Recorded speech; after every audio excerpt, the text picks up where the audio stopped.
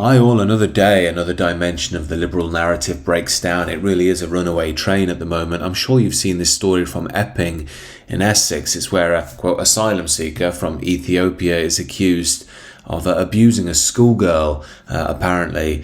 The allegations have led to the Epping Forest District Council calling for a hotel housing asylum seekers to be closed down completely.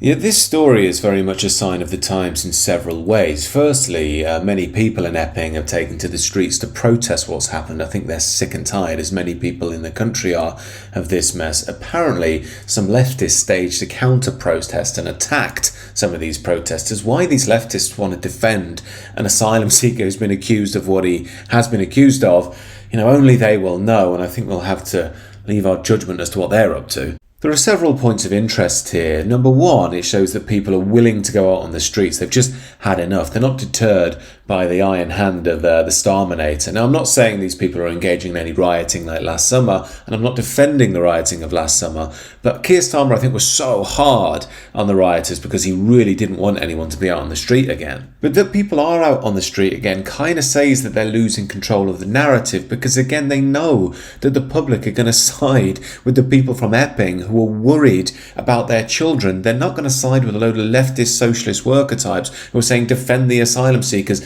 keep them coming so they can touch up our kids, allegedly. And I think the powers that be are picking up on this energy because the BBC, Sky, the rest of them, they're not really reporting this story in a big way, which they normally would, and they'd get, what's her name, the angry girl, Narinda, to come on and shout at how everyone's racist, and the African Princess Shola woman with the noodle-style hair to talk about how evil we are and colonialism and white privilege. Maybe that's because they know that these people are going to wind the public up even more. It's funny because there's all this fuss about right-wing commentary, winding up or stirring up hate, as they put it.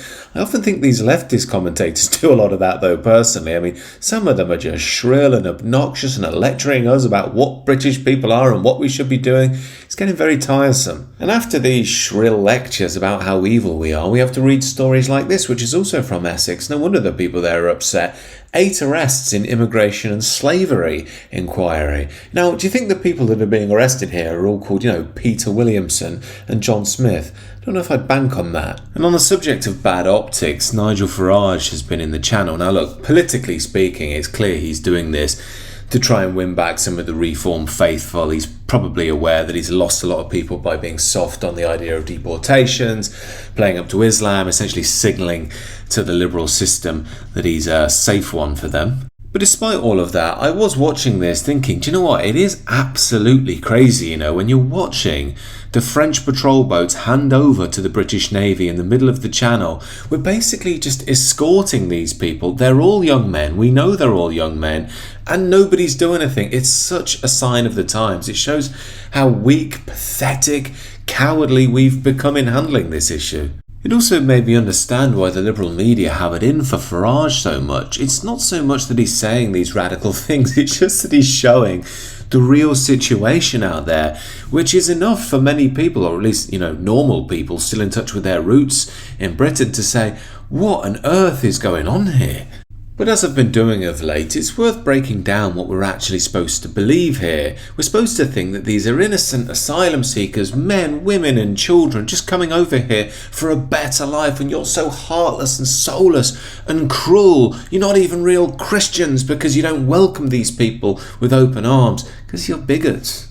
Now, as I suggested in the video earlier today, only the naive, the foolish and the extremely affluent can afford to have these views anymore. The majority of the people on street level are now seeing exactly what's going on. Britain is starting to feel, in the language of Keir Starmer, like an island of strangers. People are coming here and we don't know who they are or what they want. They're being accused of sex crimes. People don't feel like it's their home anymore, and Britain is in an obvious steep decline with a clueless liberal leftist government. But most importantly, and this is the real key, the liberal narrative is starting to fall apart. They used to do a lot of the emotional manipulation, the propaganda, but it falls flat increasingly because in my mind, they've lost the public, but they've lost the heart of what Britain is. I've tried to be very clear on this channel that this is why you don't need to be this frothing at the mouth, crazy person. That's exactly what the liberal mainstream wants, so they can say, look at these monsters, they just hate, their hearts are so bitter, they're all twisted,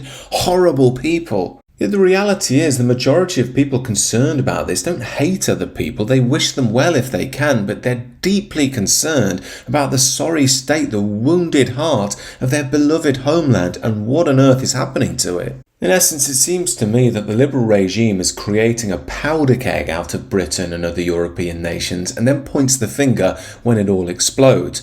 But I would bear this in mind. I think things are starting to change, and when they do, beware of those wolves in sheep's clothing who'll say that they understand how you feel, who agree with you, when they're the very ones for the past 10 or 20 years that have brought our state, our people, to this condition and left us in a place which is of existential magnitude. Anyway, let me know what you think down below, and do consider subscribing to the channel if you're new.